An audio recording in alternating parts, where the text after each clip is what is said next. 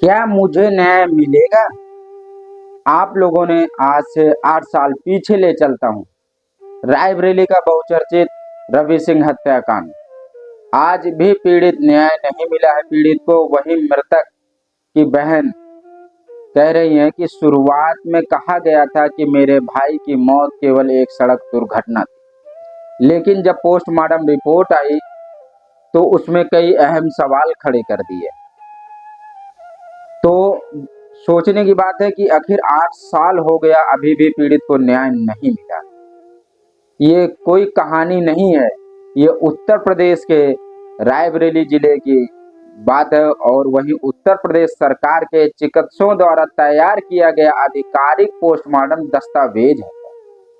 इस रिपोर्ट में लिखा है साफ साफ कि सिर के बाएं हिस्से में लगभग 20x12 सेंटीमीटर की गंभीर सूजन थी।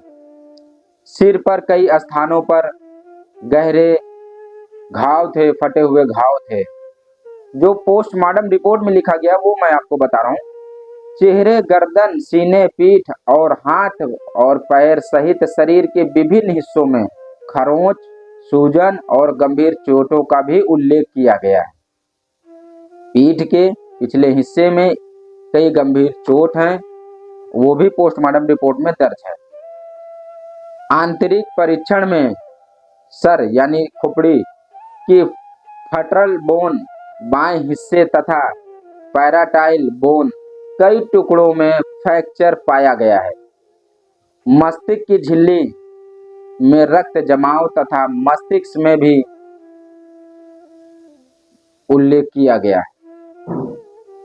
मुंह से खून निकलना, ब्लड प्रेजेंट फ्रॉम माउथ का भी रिपोर्ट में दर्ज है।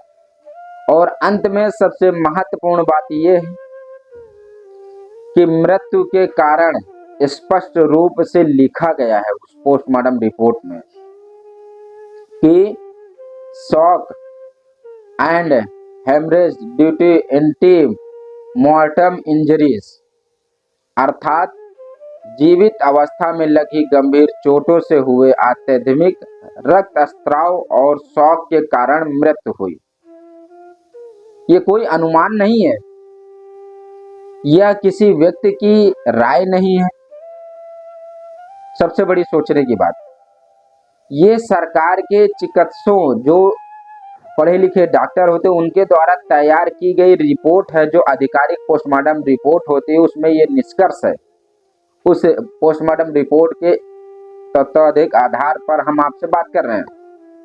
अब मैं पूरे समाज से पूछना चाहता हूं और सभी आला अधिकारियों से, यदि केवल एक सड़क दुर्घटना थी तो पोस्टमार्टम रिपोर्ट में दर्ज ये सभी चोटें कहां से और कैसे आई?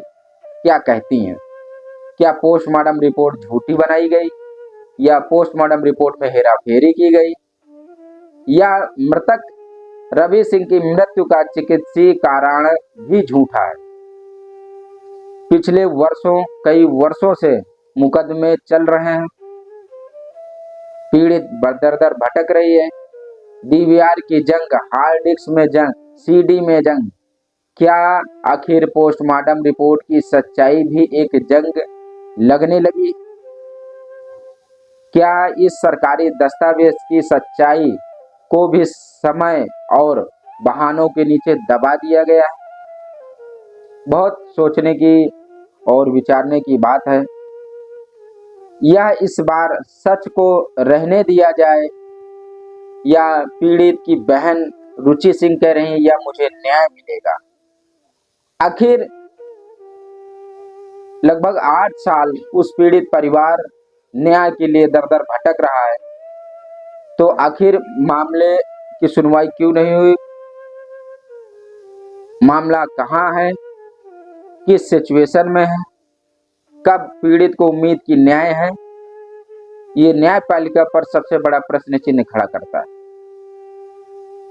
सोचने की बात है कि, और मैं इसलिए इस विषय पर बात कर रहा हूं, शायद आप लोग भूल गए होंगे, लगभग 7-8 साल पहले की बात है और ये लगातार मृतक की बहन पोस्ट कर रही थी कि मुझे न्याय नहीं मिल रहा है, मैं दर दर भटक रही हूं। तो मेरे हिसाब से कि एक बार जनता को या एक बार प्रशासन को फिर से जागरूक किया जाए कि आखिर न्यायपालिका पे लोगों को भरोसा होता है और लोग बड़ी उम्मीद के साथ न्यायपालिका का दरवाजा खटखटाते हैं। जब सारी उम्मीदें खत्म हो जाती हैं तब